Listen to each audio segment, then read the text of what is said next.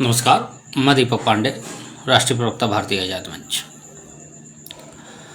आज एक आम जनमानस से जुड़ा हुआ मुद्दा या कहूँ आम समाज में जातिगत भेदभाव से जुड़ा हुए मुद्दे को लेकर आप सभी के बीच उपस्थित होने का अवसर मिला।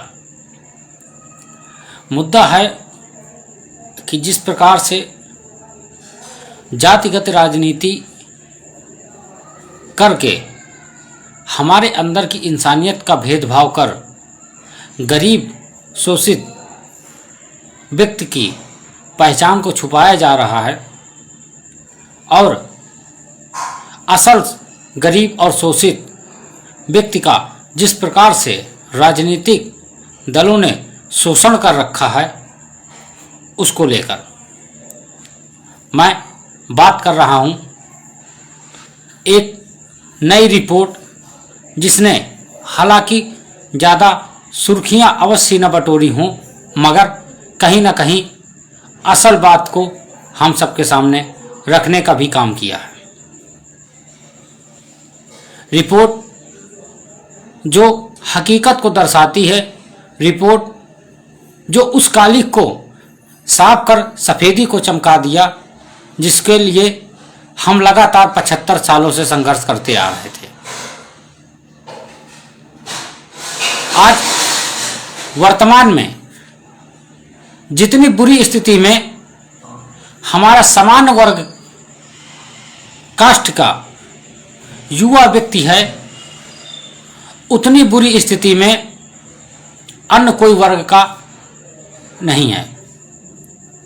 आज देश में जिस प्रकार से जातिगत राजनीति व जातिगत जनगणना की मांग बड़े स्तर पर राजनेता कर रहे हैं, लेकिन वह इन सब चीज़ों से मैं अपनी सिर्फ कुर्सियों में बैठकर अपने पिछवाड़े को सेकने का काम के लिए कर रहे हैं। क्योंकि यदि जातिगत जनगणना से किसी का विकास होता या किसी का उन्नति होती, तो जब जातिगत आरक्षण देश में लागू हुआ था तब से आज हमारा देश अमेरिका से भी ज़्यादा आगे निकल चुका होता। इस भेदभाव ने हमारे अंदर की मानसिकता व एक दूसरे के सहायता सहयोग करने की विचारधारा को खत्म कर सा रखा है और संभवतः आज खत्म भी हो चुकी है। आज एक बड़ी जात को पिछड़ी और क्या कहते ओबीसी वर्ग हो, दलित वर्ग हो, इस प्रकार से दोषित मानसिकता से उसको देखता है, सिर्फ इसलिए कि हमने इतिहासों में उनको इस प्रकार से पढ़ाया है। आज एक वर्ग बाबा साहब भीमराव अंबेडकर को अपना सब कुछ मानता है और वही वर्ग उन्हीं बाबा साहब भीमराव के अंबेडकर जी के समान अधिकार, समान कानून व उनकी विकासशील विचारधारा व समानता वाली विचारधारा को पर कालिख पोतने का काम करता है। हाथ में नीला झंडा और 3 फुट का डंडा लेकर जिस प्रकार से समान वर्ग को व खासकर उसमें ब्राह्मण वर्ग को जिस प्रकार से अपमानित किया जा रहा है, ये अत्यंत ही निंदनीय व घोर चिंतनीय है। क्योंकि ये वही ब्राह्मण वर्ग है जिसने अपनी अकेले बुद्धिमत्ता से, क्षत्रियों के बाहुबल से, बनियों के सहयोग से हिंदू और हिंदुत्व के सनातन को सुरक्षित रखने का कार्य किया है। ये वही ब्राह्मण वर्ग है जिसने जब शिक्षा दिया तो उसने ये नहीं सोचा था कि अंबेडकर जी किस कास्ट और किस जात के हैं। उसने ये नहीं सोचा था कि नालंदा विश्वविद्यालय में जो शिक्षा पाएंगे गोकुल में, वो किस जात किस धर्म के हैं। ब्राह्मण ने हमेशा अपने अधीन रहकर सभी को रक्षा करने का काम किया है और सभी को शिक्षित करने का काम किया है। मगर आज कुछ बाबा साहब अंबेडकर जी की विचारधारा को इस प्रकार से दूषित विचारधारा में लिप्त कर रहे हैं कि आज सोचना पड़ जाता उस ब्राह्मण वर्ग को भी जिस वर्ग ने बाबा साहब अंबेडकर जी को अपने खर्च पैसों से उनको उच्च से उच्च शिक्षा दिलाने के लिए लंदन तक में भेजा था। क्योंकि इस चीज को भी इस वर्ग को मानना चाहिए, सोचना चाहिए, विचार करना चाहिए कि यदि आप उस समय शोषित पिछले थे, आप पर सवर्ण कास्ट अत्याचार कर रहे थे, यानी जैसा कि आपको पढ़ाया जा रहा, बताया जा रहा कुछ मूर्खों द्वारा, तो क्या अंबेडकर जी के पास इतनी अथाह संपत्ति थी कि वो लंदन में जाकर अपनी डिग्रियां ला सकें? नहीं थी। लेकिन तब हमने सभी को सर्व शिक्षा के तहत सभी को एक समान देखने का काम किया समान वर्ग ने। जब किसी ब्राह्मण के दरवाजे कोई ओबीसी वर्ग, एसटी, एससी, आदिवासी वर्ग का व्यक्ति जाता है तो वह कभी भी उसको अशिक्षितता का माहौल नहीं बनाने देता, उसको हमेशा शिक्षा के पद्धति पर लाने का कार्य करता है। जब वही वर्ग किसी छत्री के यहाँ सहायता मदद के लिए जाता है तो वह हमेशा तहे दिल से उस व्यक्ति की मदद के लिए तत्पर रहता है। जब वही व्यक्ति किसी बनिया के दरवाजे पे जाता, अपनी आर्थिक स्थिति की दुर्दशा को बताता है, आर्थिक मदद की गुहार लगाता है, तो वह बिना सोचे समझे उसकी मदद के लिए हमेशा तत्पर रहता है। मगर यदि आज कोई ओबीसी वर्ग या एसटी एससी वर्ग का व्यक्ति किसी उच्च पदों पर बैठ जाता है, तो यदि कोई सवर्ण कास्ट का व्यक्ति, गरीब तबका का व्यक्ति जब जाता है तो उसको उस दूषित विचारधारा से देखता है और उस पूर्व की कहानियों को, मनगढ़ंत कहानियों को उसके सामने उबाल मारकर बताता है, उसको अपमानित करता है, जो अत्यंत ही चिंतनीय है। आज एक रिपोर्ट के अनुसार से बड़े स्तर पर जिस प्रकार से बेरोजगारी दर बढ़ी है, उसमें जिस प्रकार से सवर्णों की बेरोजगारी दर स्थिर हुई है, वह अत्यंत ही चिंतनीय है। आज यदि मैं दबे कुचले पिछड़ों की बात कर दूं तो एक पार्टी का एक सांसद हवाई जहाज की यात्रा करता, हेलीकॉप्टर से रैलियां करता, बड़े बड़े स्टेडियम बुक करता है। यदि आजादी के 78 साल बाद भी वह समाज इतना पिछड़ा था और है, तो उसके पास इतना अथाह संपत्ति कहां से आ गई? इसकी भी एक जांच होनी चाहिए। चंद दिनों का बना हुआ सांसद अरबों की संपत्ति का मालिक हो जाता है और रैलियां करता, हेलीकॉप्टर में घूमता, चिंता की बात है। आज यदि मैं बात करूं तो उत्तर प्रदेश की 80 लोकसभा सीटों में से 34 पर ओबीसी सांसद चुने गए हैं, 18 दलित सांसद चुने गए हैं, फिर भी ये लोग अपने आप को पिछड़ा और शोषित व्यक्ति बता रहे हैं। वर्तमान समय में ब्राह्मणों की स्थिति अत्यंत ही दयनीय हो गई है। वे जिन समृद्ध परंपराओं को ज्ञान के वाहक थे, आज आर्थिक और सामाजिक स्थितियों में संघर्ष से जूझ रहे हैं। सम्मान और समर्थन की कमी और उनकी संस्कृति व अध्यात्म की पहचान चुनौती सी बनती जा रही है। उनको अपना जीवन यापन करने के लिए अनेक कठिनाइयों का, परिश्रम का सहारा, संघर्ष करना पड़ रहा है। आज उनके बच्चे उच्च शिक्षा में प्रवेश लेने के लिए भीख मांगने की स्थिति पर उनके माँ बाप खड़े हो जाते हैं। आप शिक्षा के समानता क्यों नहीं लाते हैं?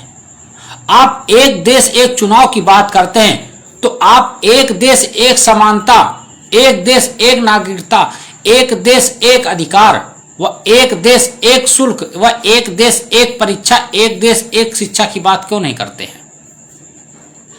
क्यों शिक्षा के स्तर को भी आप विभाजित करने का काम करते हैं कि समान वर्ग का यदि बच्चा है तो वह लाखों रुपए खर्च करेगा, वही दूसरे वर्ग का बच्चा है वो फ्री में पढ़ेगा। ये आपकी कहाँ की मानसिकता है? इस प्रकार आप शिक्षा में भी डिवाइडीकरण ला रहे हैं सिर्फ इसलिए ताकि आप अपने पिछवाड़े को सत्ता की कुर्सियों में बैठकर सेक सकें। आज हमारा समान वर्ग की बेरोजगारी स्थिति इतनी हो चुकी है कि जिसकी यदि मंथन और चिंतन किया जाए तो हमें विचार करना ही पड़ेगा। मगर ऐसा कैसे होगा? क्योंकि हमारे आप में विभाजकता की राजनीति बड़े स्तर पर है। आज एक रिपोर्ट के अनुसार से पूरे देश में यदि सबसे ज्यादा किसी वर्ग का व्यक्ति बेरोजगार है तो वह समान कास्ट का व्यक्ति बेरोजगार है। उसकी बेरोजगारी दर 3.8% है। अन्य लोगों की बेरोजगारी दर उससे कम है। यानी आज दूसरा वर्ग उच्च पदों पर बैठ रहा है, सांसद, विधायक, मंत्री, मिनिस्टर सब बन रहा है, IAS, PCS सब बन रहा है, लेकिन वह फिर भी आज अपने आप को शोषित बता देता है।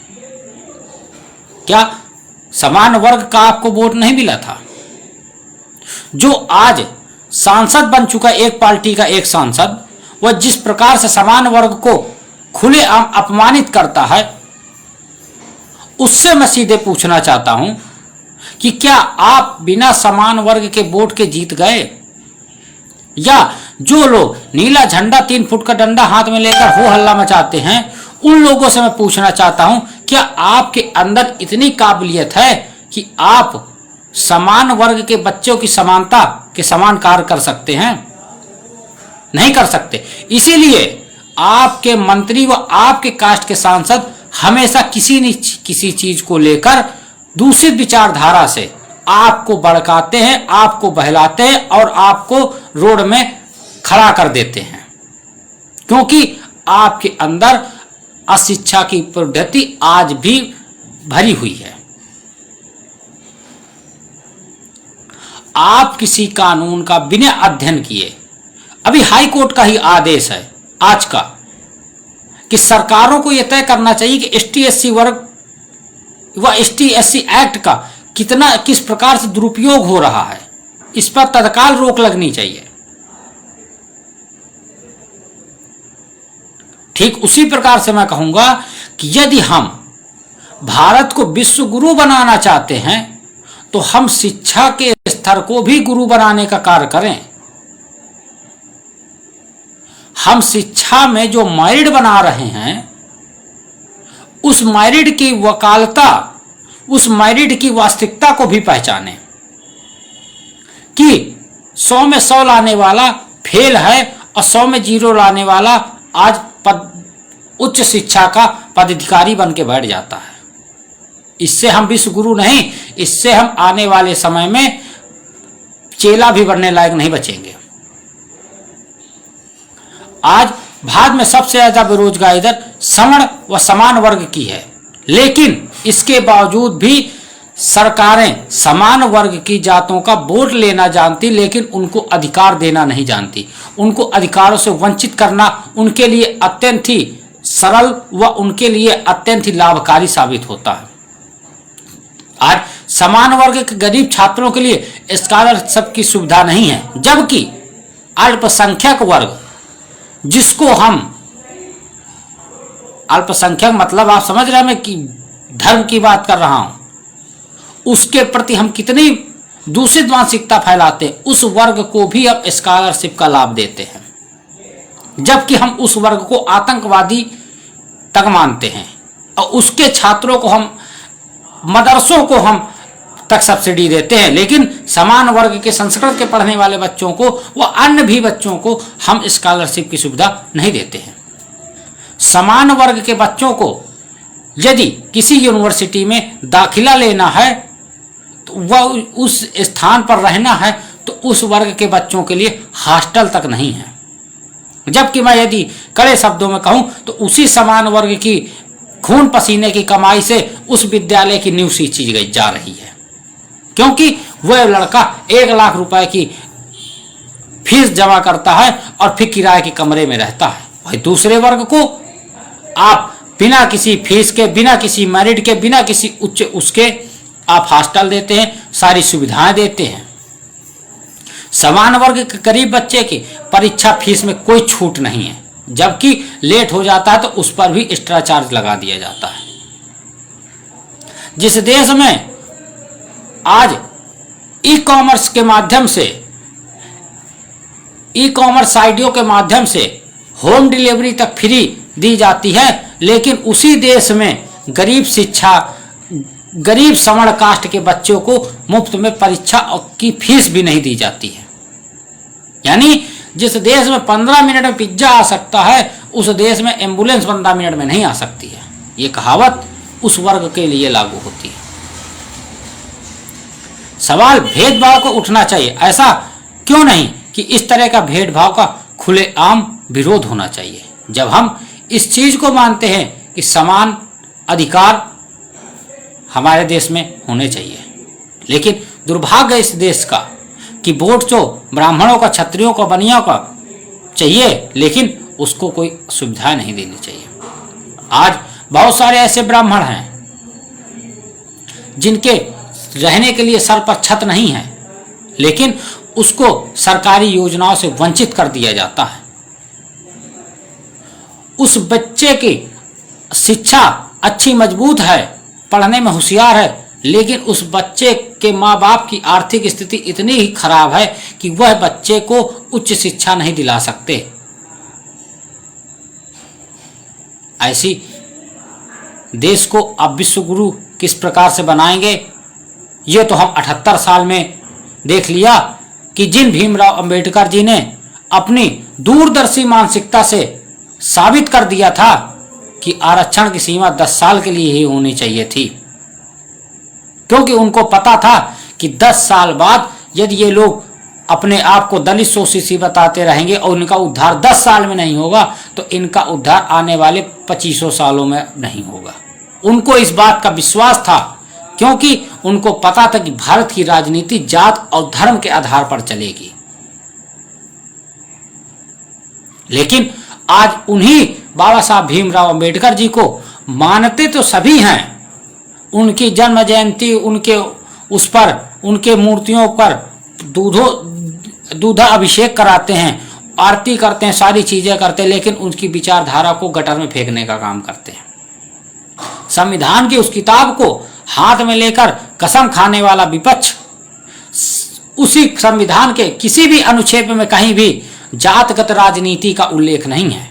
वहां सभी को समानता का अधिकार दिया गया है, उसकी बात नहीं करता, क्योंकि सबको पता है यदि आज हमारा देश, हमारा हिंदू, हमारा सर्व समाज एक हो जाएगा तो इनकी राजनीतिक दुकानें के शटर बंद हो जाएंगे, उन पे ताले लग जाएंगे और ये कभी भी ऐसा बर्दाश्त नहीं कर सकते। क्योंकि जब शेर को इंसान के खून दांतों पे लग जाता है तो उसको कोई और मांस व खून पसंद नहीं आता। उसी प्रकार हमारे देश के राजनेताओं को भी आज इस प्रकार का खून लग चुका है, और वह खून है जातिगत राजनीति और धर्म राजनीति।